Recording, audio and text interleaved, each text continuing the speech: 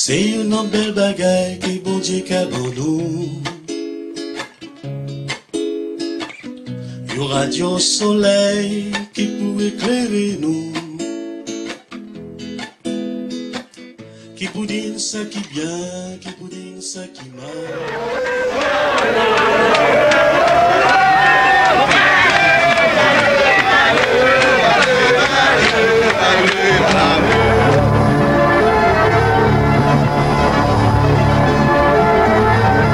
Good afternoon, I'm Lionel Dolato, the Chargé d'Affaires of the Republic of Haiti. Contrary to earlier U.S. government and news reports, President Jean-Claude Duvalier continues to carry out his responsibilities as head of state. President and Mrs. Duvalier toured Port-au-Prince this morning and have now returned to the National Palace, where the President will deliver an address to the nation this afternoon at 2 p.m. Thank you.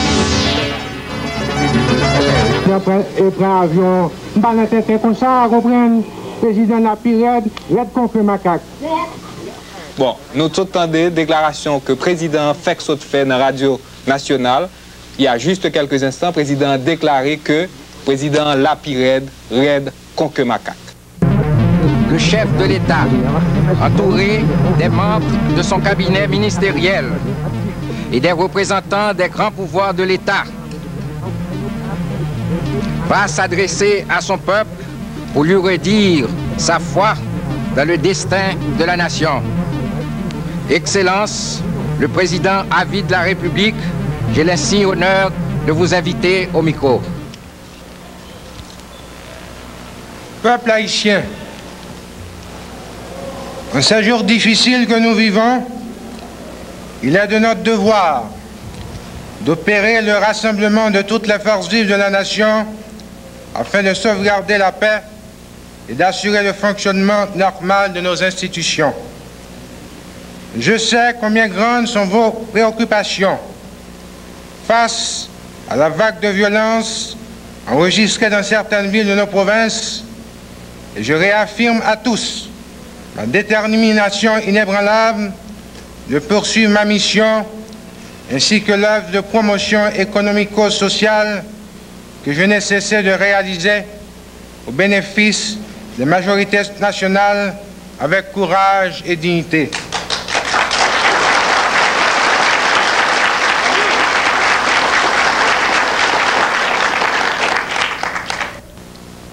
Depuis le décret pris en accord avec le pouvoir législatif pour instaurer l'état de siège sur toute l'étendue du territoire national, le gouvernement a désormais investi les pouvoirs nécessaires pour restaurer le calme et assurer la protection des familles.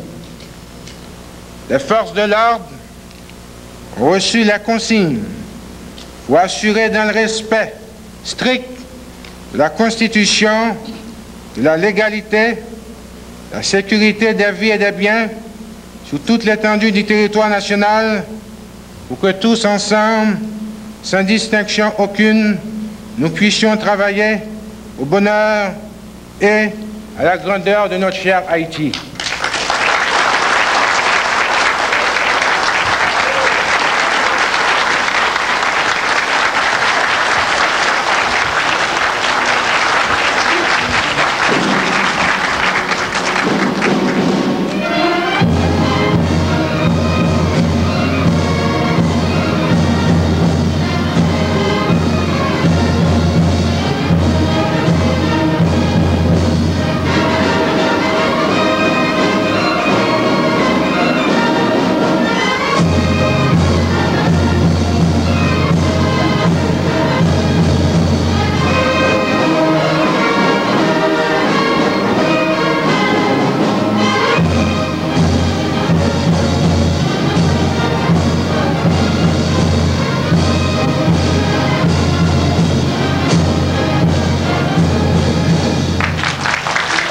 Mesdames, Messieurs, le président à vie de la République, son Excellence Jean-Claude Duvalier, vient de s'adresser depuis le Palais national au peuple haïtien.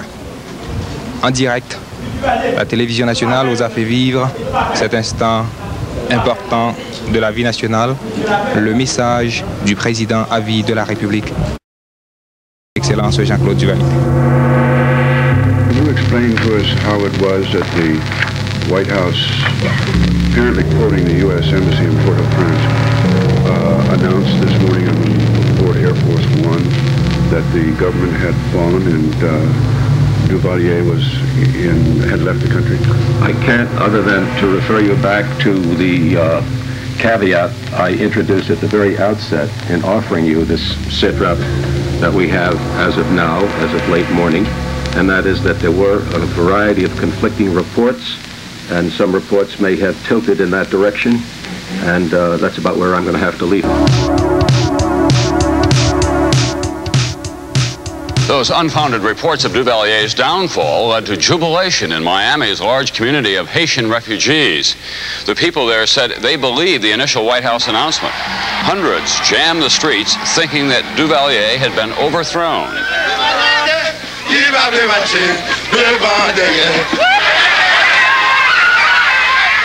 Last night, a riot was set off after someone in the crowd celebrating another rumored overthrow shouted, "Long live Duvalier." A woman was killed then, 9 other people were injured.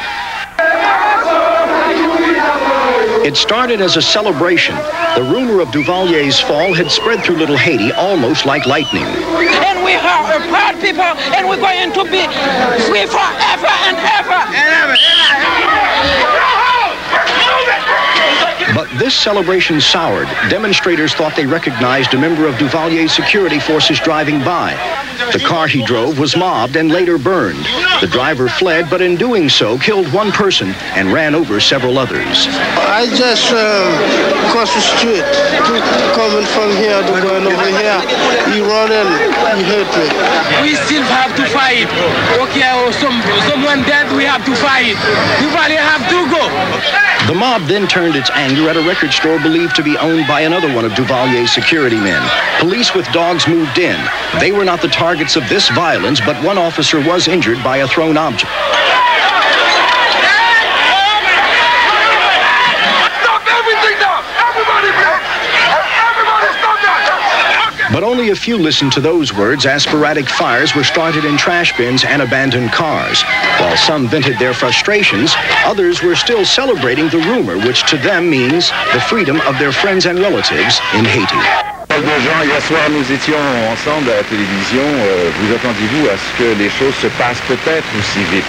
Je dis peut-être parce que là, il est 2h30 et nous ne savons pas vraiment si Jean-Claude Duvalier est toujours en Haïti ou s'il a quitté. Moi, je dois dire qu'à 1h, on était en ligne avec Port-au-Prince et à Port-au-Prince, on faisait entendre la diffusion d'une prétendue interview de Jean-Claude Duvalier disant qu'il était toujours président et qu'il était là plus que jamais.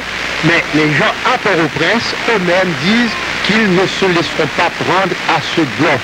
Parce que pour eux, il est clair que Jean-Claude Duvalier n'est plus dans le pays.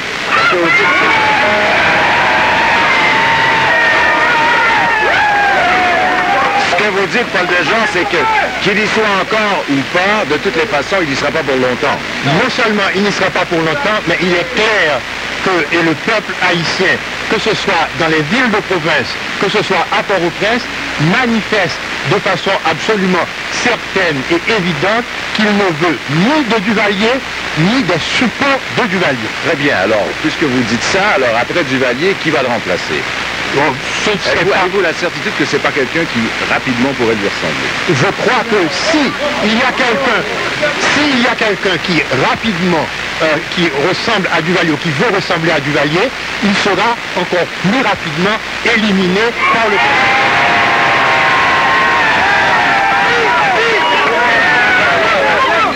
Paul Dejean, vous êtes ici depuis 1971. Depuis 1971, ça fait 15 ans ou 16 ans de trop. You didn't have to ask Haitians to comment on events in their homeland. They were eager to share their passion, their hate for President Duvalier. I want him to arrest Duvalier, to judge him, to bring the money back that's still from the people. And after first hearing a White House spokesman say Duvalier had fled the country, they didn't want to believe that the initial report may have been wrong. I think they honestly made a mistake. I think communications got I'm sorry. We want him to go. Tell him to go. We don't want him to go. Okay, that's right. If he won't be there for long. Anti-Duvalier demonstrators gathered outside the Haitian consulate in Midtown Manhattan. A small group managed to get in, managed to rip pictures from the walls, and wherever Haitian immigrants gathered, emotions ran high. And I am glad, I am happy he's not there, because it's about time, 29 years. The Manhattan office of Haiti Air closed. There were reports of bomb threats, and in the Brooklyn neighborhood where many Haitians lived, they talked of the political problems, the poverty of their homeland, and blamed the president. Yeah, the wife by the court. The wife of Duvalier? Yes, Michelle Barnett Duvalier by the court for $72,000. But the people don't have 70 cents to eat. Could you imagine that is fair? It's not fair. My name is Basil Espierre.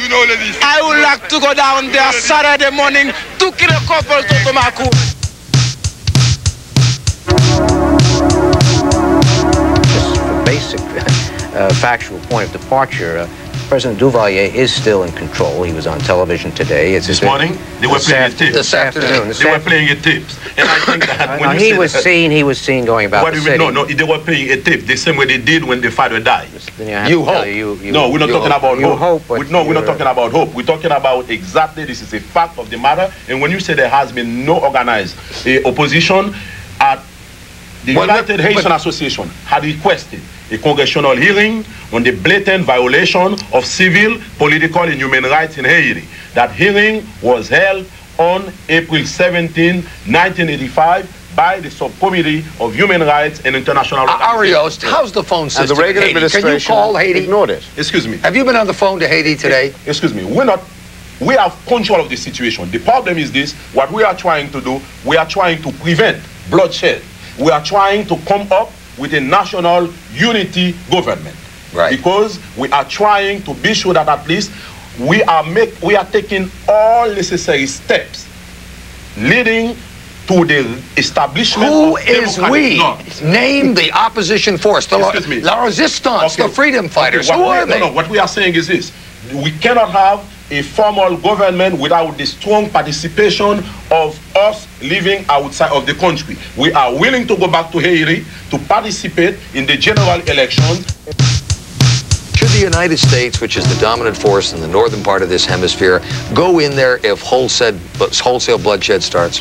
We've been living under this volcano, as you call it, for a long time. Everyone's been able to see Haiti's been in a miserable and abominable condition. And as a country really under the United States aegis, there's no excuse for that. I think if we can live with Duvalier, we can't really claim the high moral ground on Grenada. But I expect the only thing is that it's strategically located in an odd way, in that you wouldn't want Russians sitting there, you wouldn't want Cubans manning it. Yeah, I mean, those are the two nationalities I haven't heard connected to the name of Haiti, though. I mean, there have not been any reports out there, and I put the question to you and to Ambassador Isham. Are either Cubans or Russians in Haiti fomenting trouble? I think that Haiti's such a basket case they wouldn't bother. All right, Ambassador Isham? There have been no such reports at all. All right. Well, I think that the best way to describe both persons is that they have no sense of history. They have no vision of where they can or should lead the country. Therefore, it's excessive accumulation of personal wealth. How much? Well, the most commonly admitted figure is $400 to $500 million by now. Almost a $500 million. Yes, $500 million. Stored in what, Swiss banks? Mostly in foreign banks. Is he smart? Does he have any political instincts? What about his wife, Michelle? The basic thrust of the system is repression. There is no room for dialogue with any political forces. And both believe that the only way to run the country is to kill, intimidate, torture, jail, and murder. And the agency for that is what? The Tonton Macoute. The U.S. sent a signal that it did not support the Duvalier government in one way or the other. Would that have an impact on his hold on power? That's absolutely. How significant would it be? Enormous. Would it topple him?